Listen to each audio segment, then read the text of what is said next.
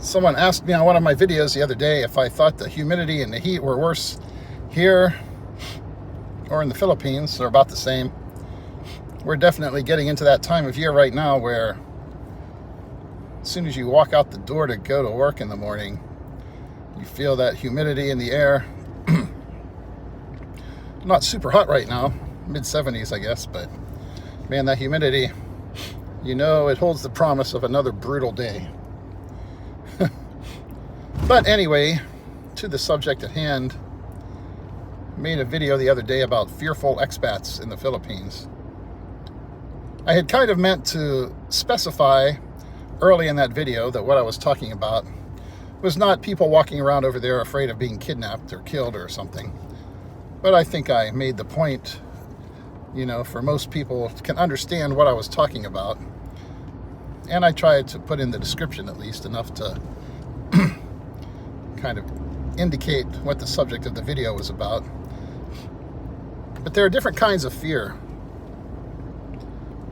There are a lot of people who maybe they're not very fearful about physical things,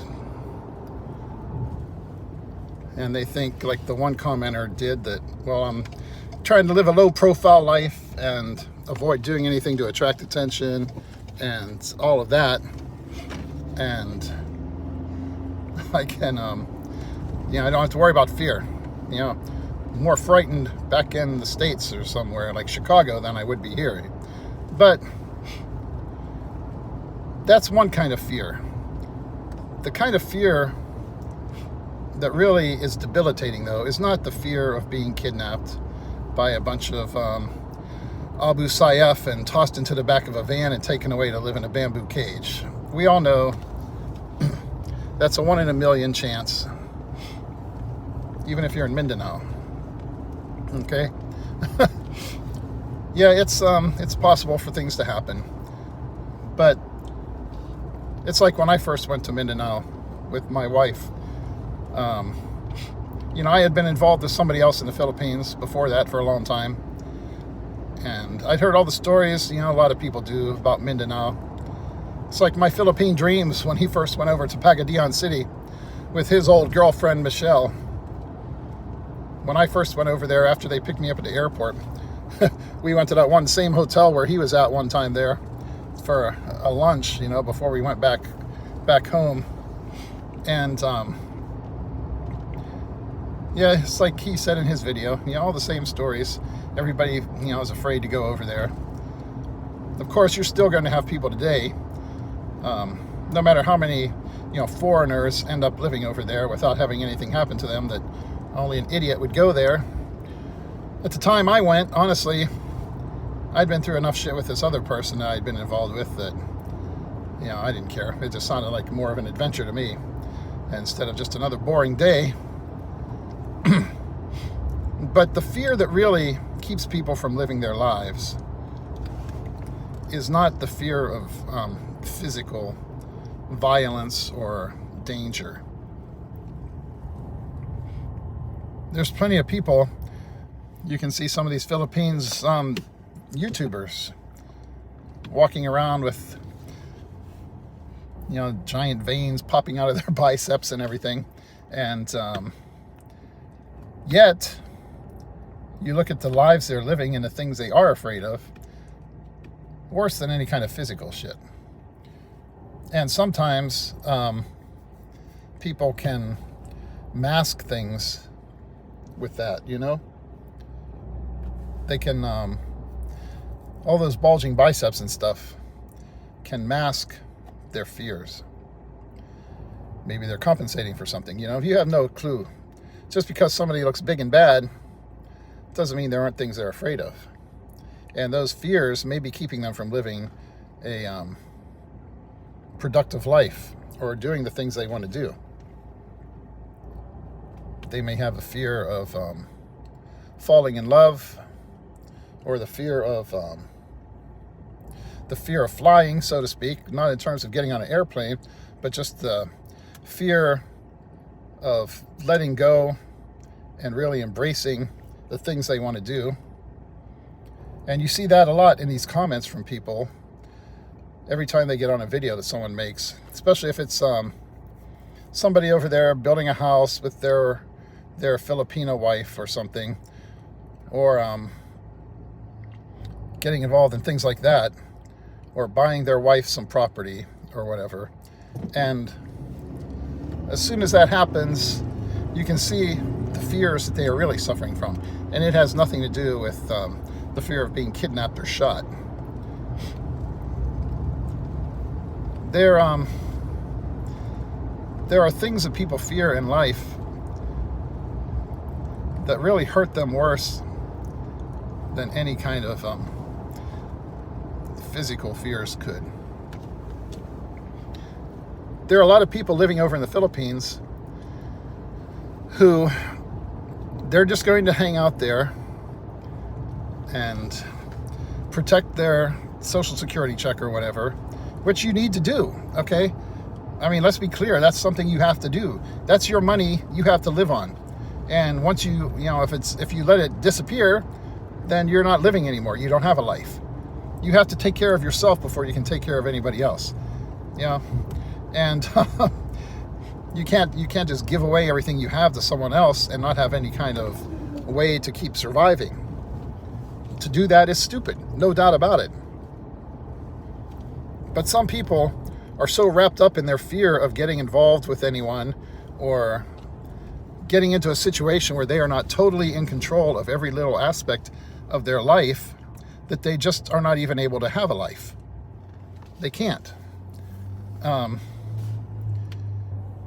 They're so scared, and it hurts them.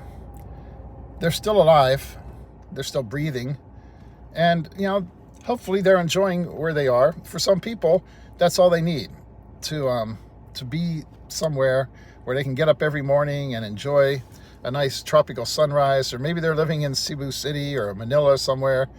Get up, have their little condo, look out, have a nice view, go out and enjoy the tropical morning in a far-off country. And they don't really need anything else. And that's awesome, I myself, I could handle living like that if I hadn't gotten involved with someone. I mean, I spent the vast majority of my life on my own, wandering around, But when somebody does find the chance to get involved with a person and commit to them, that's something that scares a lot of people. That commitment, the fear of that commitment and knowing how it's going to change their life. And a lot of people are just too scared to do it. They're afraid to start living again, which is fine. If you already have a life that you're content with and happy with, that's great. Then you don't need anything else. But those people, they look around at others who do get involved with a relationship with someone, or they maybe they're in a situation where they have enough money they can build a house for their wife and help them out. They really love this person and they feel a commitment to them, and that person is bringing enough joy to their life that they feel like this is something I should be repaying to this person and giving them something in return for what they've given me. A lot of people, will tell you you're the prize, and that if you're involved with some young woman in the Philippines, that she's just using you, and you're a fool if you think there's anything there more than that. Everybody has to make that judgment for themselves in their own life. But these people who make that blanket statement, like every single person out there and every relationship is like that, they're just nuts, okay? Yeah, there's stuff like that goes on, and there's always going to be a certain bit of a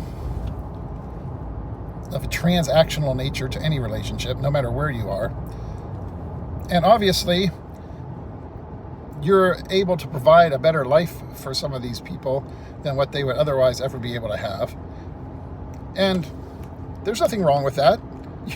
There's nothing wrong with them saying, I'd rather be involved with somebody who can give me a decent life, help me provide for my family and stuff and a future for them or my children or whatever, than to be involved with some guy who's just hanging out, drinking Tanduai and Red Horse and doing karaoke every night with his buddies.